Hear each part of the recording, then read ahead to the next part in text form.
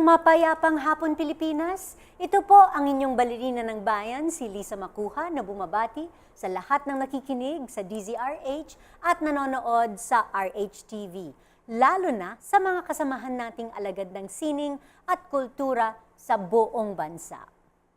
Una sa lahat, nais naming magpasalamat sa lahat ng nanood at sumuporta sa aming espesyal na fundraising concert, ang American Stars Gala, na ginanap kagabi sa Aliw Theater.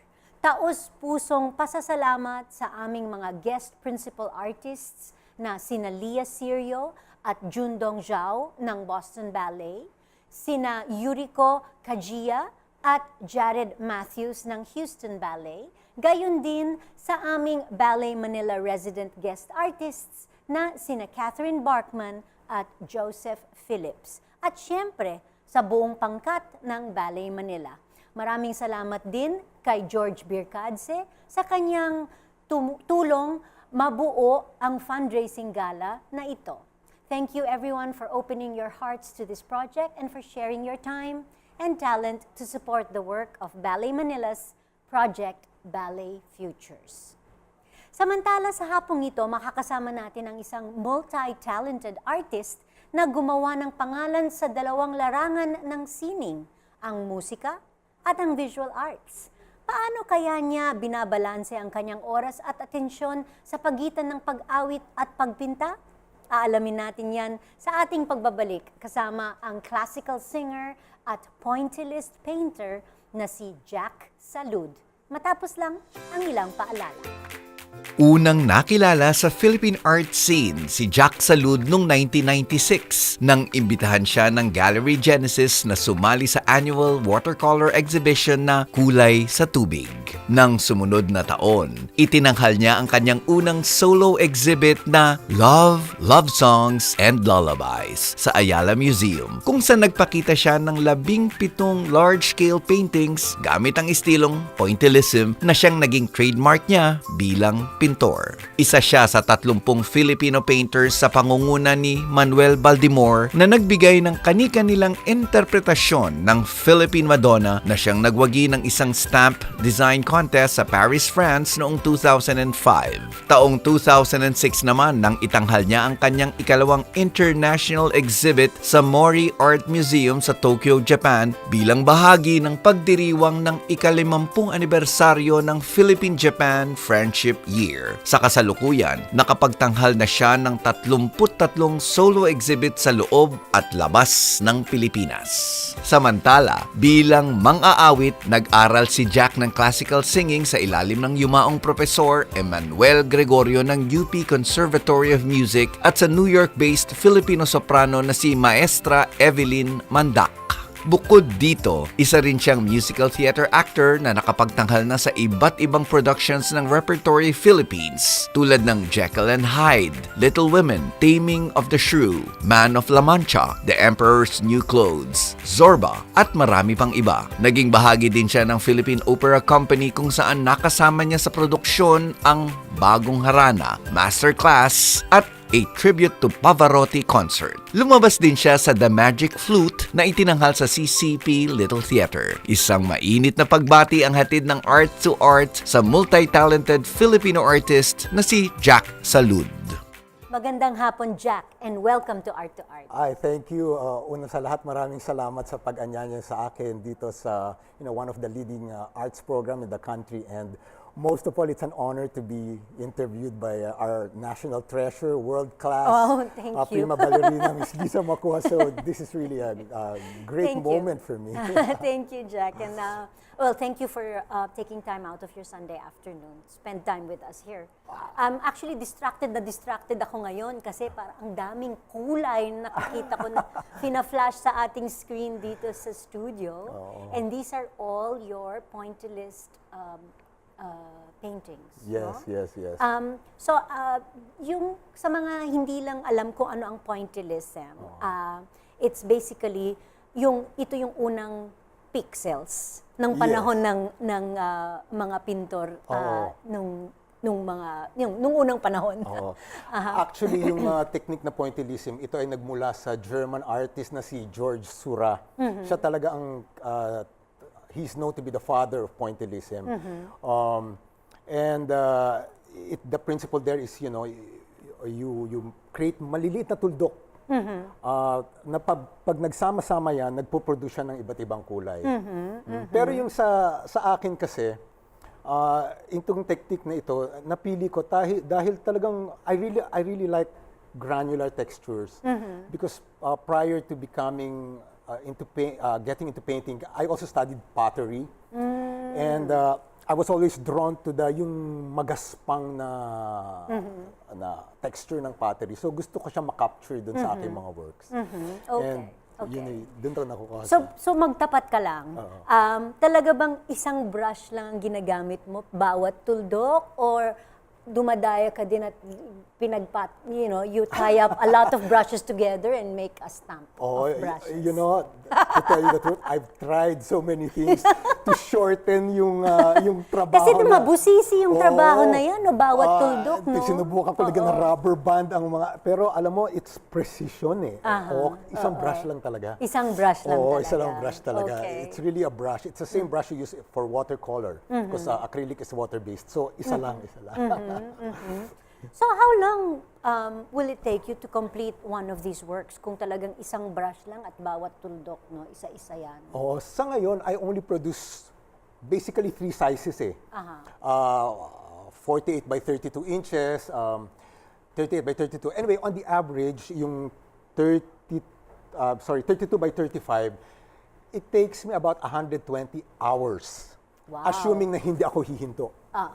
But syempre humihinto rin ako. Syempre, kailangan mong kumain, matulog. Sinisingitan ko ng vocalization. Kailangan mong mag-vocalize. Kailangan. Pero basically, 120 hours for a 32 by 35 inches. Okay.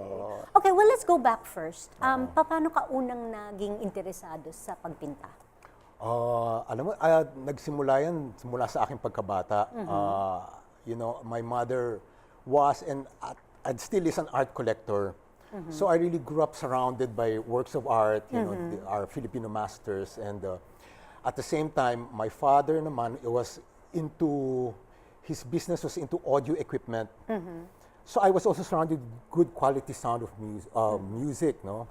And ayun, seeing how much she loved art and seeing, her taste for really nice things. I think it affected me, and I think it's also in the genes because as a child, nafa-fascinate ako lagi sa mga kulay. When you give me a set of colored pens, I feel peaceful when I see colors. Okay. So I think it's basically the genes and the environment I grew up with as a child. Mahilig talaga siya sa art. And although taking the route of an artist was never really encouraged, especially for me being the eldest son, and being a son of 2 business people who are doing very well, it was never really, should I say, unthinkable that you should take it. And as a matter of fact, I remember right after high school, I went up to my parents and said, I want to take up music. It's really what I want to do. And well, they said, mag-business ka na muna. And just in case, so that you'll have a fallback. And I think it was a good for me to have obeyed them. Because now, as a painter, I'm able to view my art in a different way. Of course, I could get very emotional when I, receive rejection or but at the same time, I'm able to view my works, whether my paintings or my performance, as a product. Like any product, you have to give it your best. People will get a good product anytime, so you have to go for excellence in the type of sa mga ginagamit mong materyales.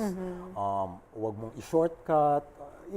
Ibuhos mo talaga. Kumbaga sa terms yun, karirin mo talaga yung ginagawa mo. So, yun. At saka, nagiging sensitive ako because marketing is about price, place, promotion. So it's not just about having a good product. It's about where do you put it. Yes. You have to have the right place in order to attract the market that you want. And of course, you have to also price it in such a way naman na it's not, you know, well, pricing the work is really a work that the artist and the gallery does. It's not solely art. So, okay lang naman. So, basically, bilang isang alagad ng sining, ako ay hindi nanggaling sa institusyon, which is actually harder because especially, you know, in our I don't know if it's just in our country or but where there's so much, when you're in the arts, there's so much, the first thing you ask is, where did you graduate? Who was your mentor? And, you know, and that for me was a big challenge because, you know, you have to make yourself worthy of being accepted, you know, your craft. You have to, and you know. So did you have formal training in painting? Oh yes, I've had, my very first training was, you know, I'd attend a lot of workshops. That's where I got my training. My first education was Chinese painting. There was this couple, it used to be in the old Gold Crest building in Makati. They were the How Chok couple.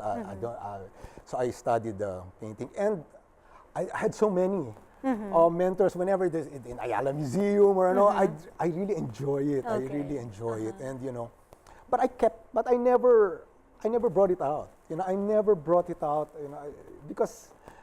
So, you, nagpipintura ka lang para sa sarili mo? Yun, para sa sarili, for my own. It was an outlet. Hobby. Yeah, it was a hobby outlet. Yeah, it was not even too many people knew that I was into it until I was already married. And I was actually in the corporate world for a long time. And I said, you know, it's about time, gusto ko na talaga i-pursue ito.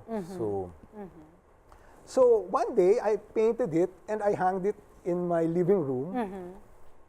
And I invited some friends over kasi we do Bible study in the house. And so they came and one of them said, "Ay, ang ganda naman ito, I'll buy it." Sino gumawa niyan? Sabi ko, ako. So he was your first customer? Yeah, well, no, he didn't buy it. Oh, he didn't buy it? But you know, that really hit me in a different way. And, okay. And you know, when he said that, sabi ko, is it really good ba? You know, and I wanted to prove it to myself. So I said, why don't I take it to a gallery? And so I went to one of the leading galleries. I won't mention the name. I went there. I just called. Yellow Pages there. No internet during that time. I said, "Hi, I'm a new artist and I want to consign some works." I said, you know, you can't just consign. Kailangan dalhin niyo po dito. Meron kaming panel. Titingnan po yan. Everything, etc. So gumawa ko ng dalawa. Dinala ko doon. Iniwan ko. Wala. And then after 2 days, they get a call. Sabi, oh, sige, pumasa. Ihahang namin sa gallery namin. It was in one of the prestigious malls. You know, that was enough. Oh my gosh, it was recognized. And you know, better na 100 pesos yan, okay na sa'yo. It didn't really matter. Parang, I felt the affirmation na, okay, you know, thank you, Lord. Okay. Anyway, a week later, it gets sold by a foreigner. And so, I said, I talked to my wife. I said, alam mo, you know, I think there's something here. There's something here. And so, I just had to take that bold step of stepping out of the corporate world. It was really drastic. And really dive into this and really give it my all. And, well, it's been 20 years and okay naman. So yung initial na apprehensions ng iyong mga magulang na magiging isa kang alagad ng sine has been they invite their refuted. friends. Umaten na sila ng mga shows ko. Okay. And you know, they say, my son, the painter. Because okay naman. And I noticed sa mga paintings na fina-flash nga dito sa aming studio is ang karaniwang mong subject ay mga tao. Oo. Actually, dito sa ating monitor, medyo tumapang yung kulay, no? Okay. But if you see the works, medyo siya subtle. Pero I yes, see. I like people. Okay. I So like, yun yung talagang karaniwang paborito mong tema ay mga tao. Actually, nung una ako natuto magpinta, very realistic talaga yung mga pinipaint ko. Just para lang sundan yung instructor ko. Yun yung flower vase, kopyahin mo yung trabaho ng mga masters, ganyan. Pero personally, I was always drawn to this UNICEF Christmas cards. They're very naive, kiddie. So I wanted to create works that are appealing to children, or that are very happy and very pure. And so yun, mga tao ang ginawa ko. At saka kung mapapansin mo sa karamihan ng aking mga trabaho, yung bibig, bilog, kasi sa akin kumakanta sila. So karamihan kumakanta at sa may mga musical instruments sila. Okay. Okay.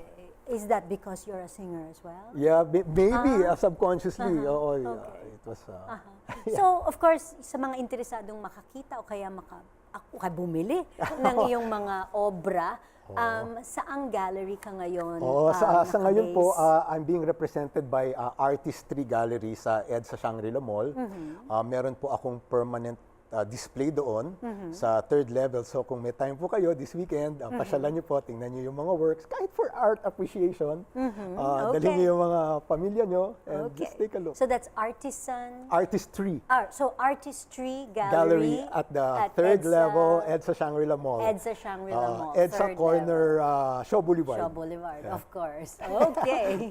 Marami pa po tayong pag-uusapan kasama si Jack Salud. This time, about his other life as a classical singer. Dito pa rin sa Art2art, magbabalik po kami pagkatapos ng ilang paalala. Programang hatid ay sining at kulturang para sa lahat. Magbabalik ang Art2art. Schedule ng mga inaabangang konsyerto, update sa mga magagandang panoorin sa mga tanghalan at teatro. Narito na ang Art2art Calendar. Narito ang ating Arts Calendar. Sa musika, inihahandog ng Philippine Opera Company sa pakikipagtulungan ng Cultural Center of the Philippines at ng The Friends of the Philippine Opera Foundation ang pangalawang palabas ng Young Artist series nito, pinamagatang The Ain't Opera, Hits from the Weird and Wonderful World of Operata. Mapapanood July 18, alas 7 ng gabi, tanghalang ni Canor Abelardo ng Cultural Center of the Philippines. Ang operata ay maikling opera na karaniwang may magaan o katawa-tawang tema at may binibigkas na linya. Para sa karagdagang detalye, tumawag sa Philippine Opera Company 0917-645-2946. Sa sining biswal, inihahandog ng Art Informal ang mga sumusunod na solo exhibits. Hindsights ni Le Cruz, An End ni John Balquin, at service order ni Richard Kelbrath sa Makati branch ng gallery. Nagbukas ang mga ito noong July 5 at patuloy na makikita hanggang July 31. Ang Art Informal ay matatagpuan sa The Alley at Caribin, number 2316, Chino Roses Avenue Extension, Makati City. Para sa karagdagang detalye, tumawag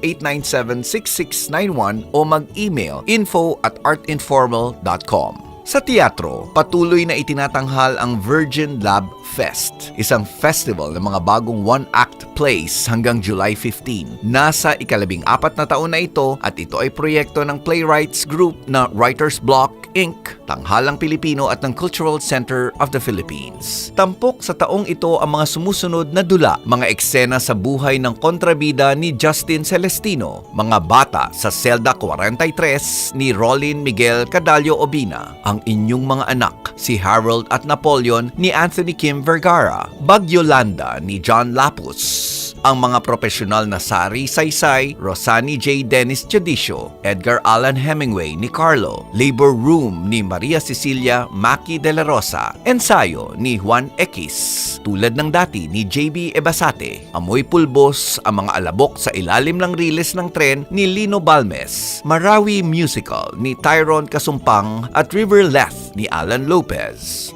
Usapang sining at kultura para sa lahat. Kasama ang balerina ng bayan, si Lisa Macuja. Art2art.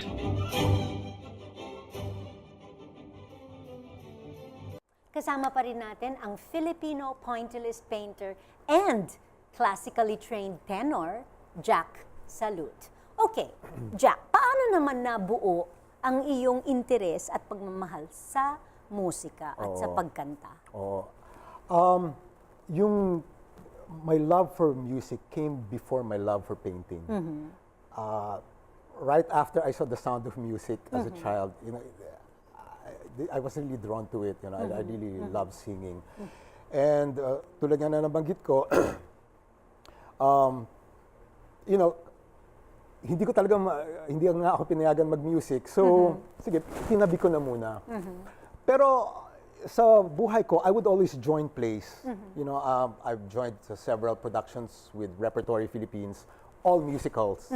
And the most recent one I did with them was yung Jekyll and Hyde nga. So, mahilig talaga ako kumanta. And people would always say, Jack, you have a very operatic voice. Why don't you train it? So, ang ginawa ko, naghanap talaga ako ng magtuturo sa akin at merong nagsabi sa akin na magaling si Professor Manny Gregorio from UP. During that time, he was teaching at the CCP. And so, nag-enroll talaga ako, inaral ko talaga kasi gusto ko talaga yung tunog ng classical.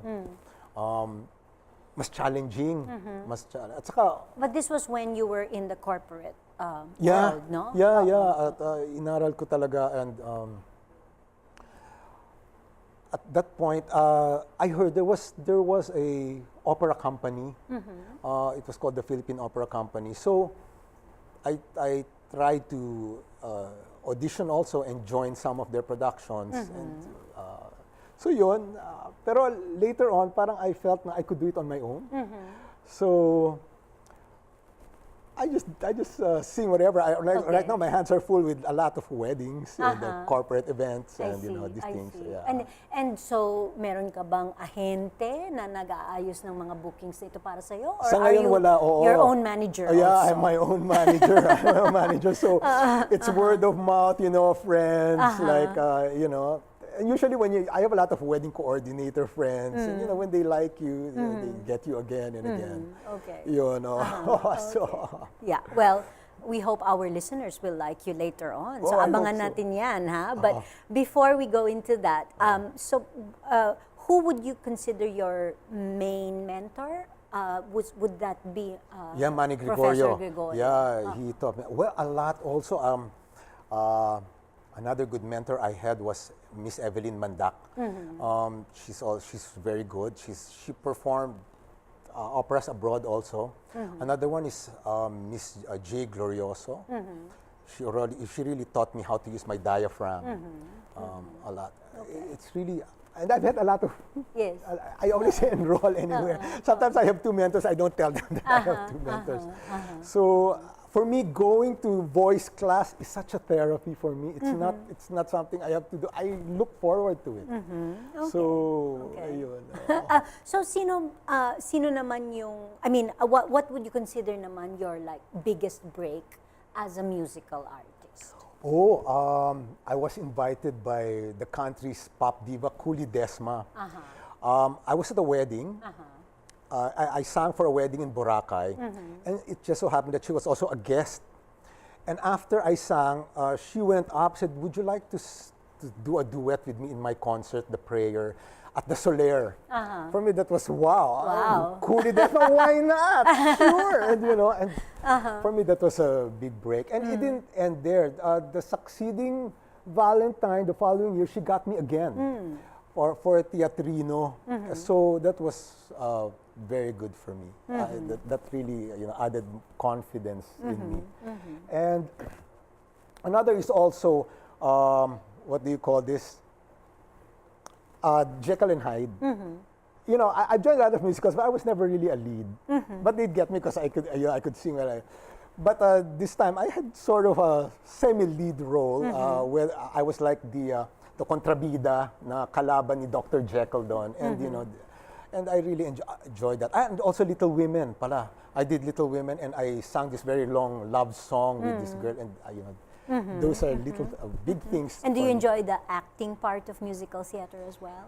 Yeah, well, it's really hard work. You know, working with theater people, and it's really, Pero so how do you divide your time at this point in your career? Are you first a painter and then a singer, or are you a singer first and then a painter? Yeah, I am both. I like to tell people I am both. Nothing supersedes the other. I'm not a singer who paints or a painter who sings. I am both. I give the same effort to both. I'd like to excel in both. And, as a painter, you work alone.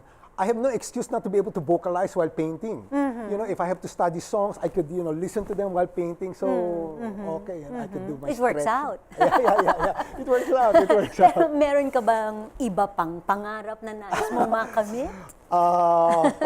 Ito na yun. Ito na yun. You're living the dream, living the life. I love to cook, pero okay. hindi ko na siguro papasukin ng pagiging chef. But, ito na yun. Ito yun. Ito talaga yung gift ni Lord na kailangan kong, At saka, I have a daughter who is also drawn to classical singing. So, I'm trying to be as supportive as I can. So from that first time na sinabi mo sa mga magulang mo, Mom, Dad, gusto kong mag-aaral ng musika. At sinabi nila, mag-business ka na muna. What's the best advice you've received in your career or in your life? If you're put in a situation like that, you mean, na hindi mo wag mong bitawan ang pangarap mo. Kung talagang naniniwala ka na binigay ng Diyos, ng Panginoon sa'yo yung gift of singing or gift of painting or gift of dancing, the world will always try to put you down. In fact, even if you're an established artist, the world will still try to put you down. Oh, we know that very well. You will never run out of I have been criticized as a painter. I have been criticized as a singer in the places that you wouldn't want your name to be said, and you have to admit it really gets into you. But hey, even Obama gets criticized, and the best people get criticized. So be happy when you're criticized. You get free publicity. Oo nga. At saka ibig sabihin, people notice you and care about you, di ba?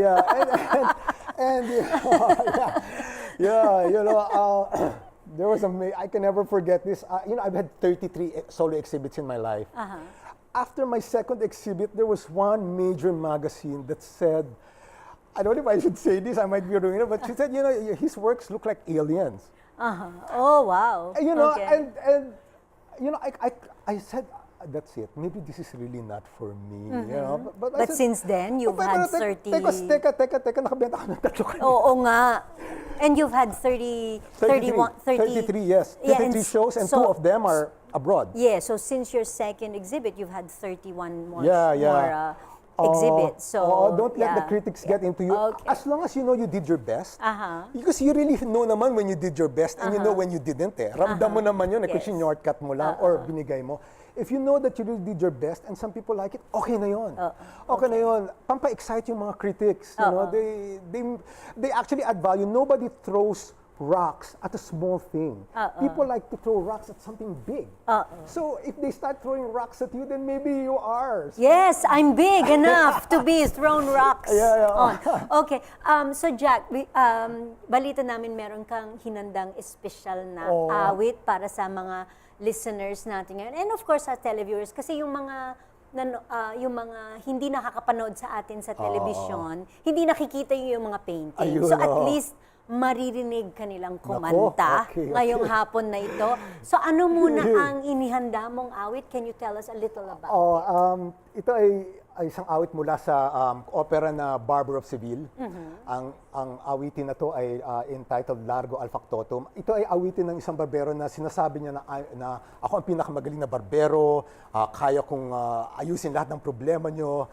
So it's a jolly aria, which I like singing. Okay, I love this Sana magustuhan nyo. Okay. Mga kaibigan, let us welcome on Art2art the versatile and highly talented visual artist and classical tenor, Mr. Jack Salud.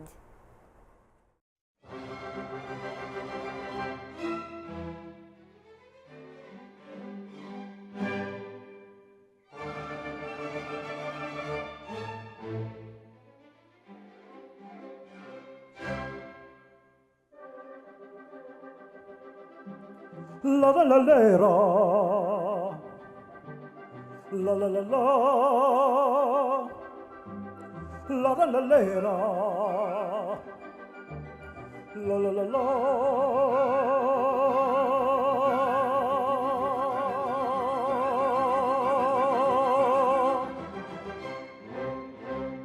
Largo factotum della città, largo. La la la la la la la la la. Questa bottega calabeggia presto. La la la la la la la la la. Ah, che bel vivere, che bel piacere per un barbiere di qualità, di qualità. Ah, bravo Figaro, bravo, bravissimo, bravo. La la la la la la la la la. Fortunatissimo per verità, bravo. La la la la la la la la la la. Fortunatissimo per verità. Fortunatissimo per verità. La la la la la la la la la la la la la la la la la.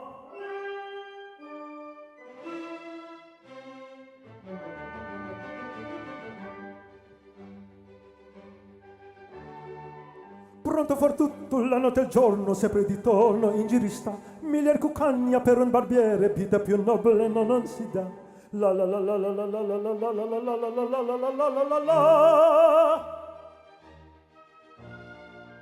Raso ripettimi, lancete forbici al mio comando, tutto chi sta. Raso ripettimi, lancete forbici al mio comando, tutto chi sta. Ve la risorsa poi del mestiere, con la donnetta,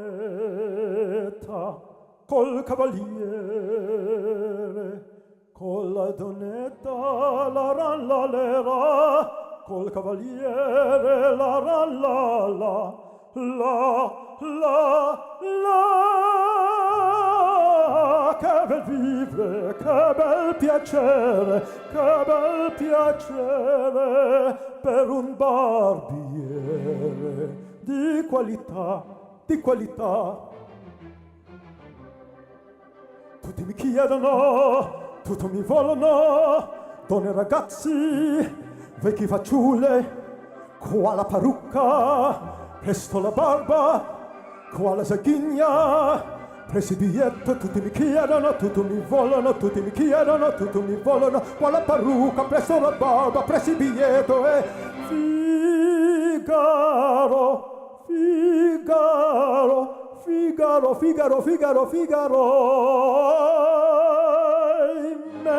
Oimè, che furia, oimè, che foila, uno alla volta, per carità, per carità, per carità, uno alla volta, uno alla volta, uno alla volta, per carità.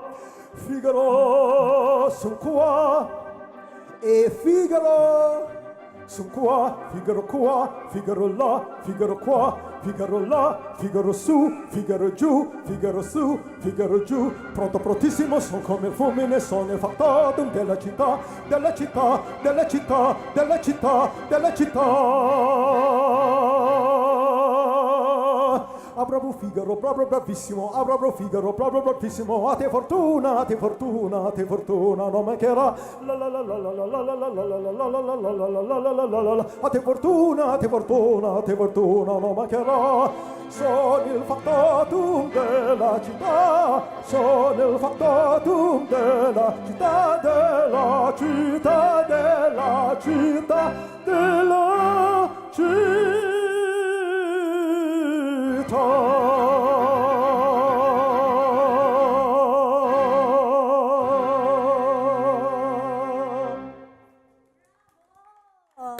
Bravo, Jack! Jack, maraming salamat sa alay mong awit. I could see that as a tongue twister. And do you have any upcoming shows or exhibits that you'd want to plug before we say goodbye? Well, I just want to invite you again to visit the Shangri-La Mall. At sa Shangri-La Mall, meron po akong permanent display doon. Sana makapasyal po kayo this weekend. Okay. Okay, thank you. Maraming salamat again, Jack. Ladies and gentlemen, Mr. Jack Salud. Hanggang sa susunod na linggo, samahan ninyo kami ulit dito sa Art2art, kung saan ang usapang sining at kultura ay para sa lahat. Ito po ang inyong balerina ng bayan, Lisa Macuja, nagpupugay sa Artistang Pilipino.